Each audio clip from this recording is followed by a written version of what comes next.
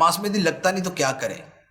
تو دیکھیں، نماز میں دل نہ لگنا یہ اولاً تو یہ ہے کہ یہ کوئی چھوٹا مسئلہ نہیں ہے، یہ بہت بڑا مسئلہ ہے۔ نمبر دو یہ ہے کہ یہ صرف چند افراد کا مسئلہ نہیں ہے بلکہ اکثریت کا مسئلہ ہے۔ اب اس کا حل کیا ہے؟ دیکھیں، حل یہ ہے کہ جب آپ کسی شے کو حل کرنا چاہیں، کسی مسئلے کو حل کرنا چاہیں، تو اس مسئلے پر فوکس کر کے اس پر بھرپور طریقے سے توجہ دے کر اسے حل کرنے کی کوشش کریں۔ کسی شے کو جتنی ترجیح آپ دیتے ہیں اس کو حل کرنے کے لیے کوشش بھی اتنی کرتے ہیں۔ اگر مثال کے طور پہ ہمارے 200-400 روپے کسی کے پاس پھنسے ہوئے تو ہمیں اتنی پرواہ نہیں ہوگی، ہم کہیں گے چلو یار دے دے گا، ارے نہیں کل نہیں پرسوں دے دے گا، ارے پرسوں نہیں ترسوں دے دے گا۔ لیکن اگر کسی کے پاس ہمارے 4 کروڑ روپے پھنسے ہوئے ہوں تو اب ہم یہ نہیں کہیں گے کہ جناب وہ کوئی بات نہیں ہے، کل نہیں تو پرسوں دے دے گا، پرسوں نہیں تو ترسوں دے، نہ بھی دیا تو خیر ہے، پھر نہیں ہو سکتا۔ کیوں؟ اس لیے کہ 4 کروڑ کی ترجیح ہے ہمارے پاس، 4 کروڑ کی قدر و قیمت بہت ہے۔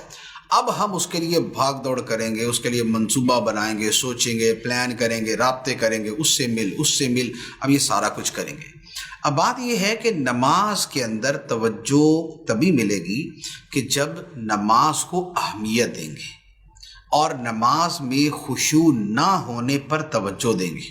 اب اس کے بعد یہ ہوگا کہ اب آپ اس ایک مسئلے کو لے کر یوں سمجھے کہ دنیا میں آپ کا ایک ہی کام ہے کہ آپ نے نماز توجہ سے پڑھنی، باقی سارے کاموں کو آپ لے جائیں سیکنڈ پرائرٹی کے اوپر، دوسری ترجیح کے اوپر۔ پہلی ترجیح جو ہے وہ نماز اور نماز میں خشوع و خضوع اور نماز میں توجہ کو دے دیں۔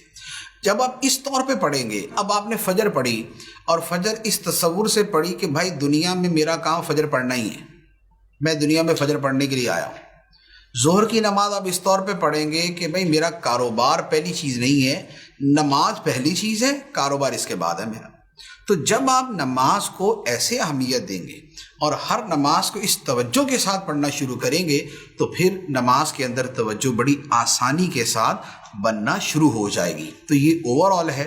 دوسرا پھر اس کے ساتھ اور بہت سارے طریقے علماء کرام صوفیہ عظام نے بیان فرمائے ہیں کہ نماز پڑھتے ہوئے جو الفاظ نماز ہے ان پر توجہ رکھیں، یا ان کے معانی یاد کر لیں اور ان کے معانی کو سوچیں، یا یہ ہے کہ یہ تصور کریں کہ میں خانہ کعبہ کے سامنے کھڑا ہو کے نماز پڑھ رہا ہوں تو اپنے دل و دماغ میں توجہ خانہ کعبہ کی طرف رکھیں۔ اور یہ بھی ہو سکتا ہے کہ بارگاہ الہی میں خود کو حاضر سمجھیں کہ میں خدا کو دیکھ رہا ہوں، اور یہ مشکل ہوتا ہے تو لہذا پھر یہ یقین رکھیں کہ خدا تو مجھے دیکھ رہا ہے۔ تو لہذا اس طرح کی پھر جو اعتقادات ہیں اور اس طرح کی جو سوچ ہے وہ نماز کے اندر توجہ پیدا کر دیتی ہے۔ پھر یہ بھی ہوتا ہے کہ نماز میں خشوع و خضوع کے واقعات پڑھیں، اس کی فضیلت پڑھیں۔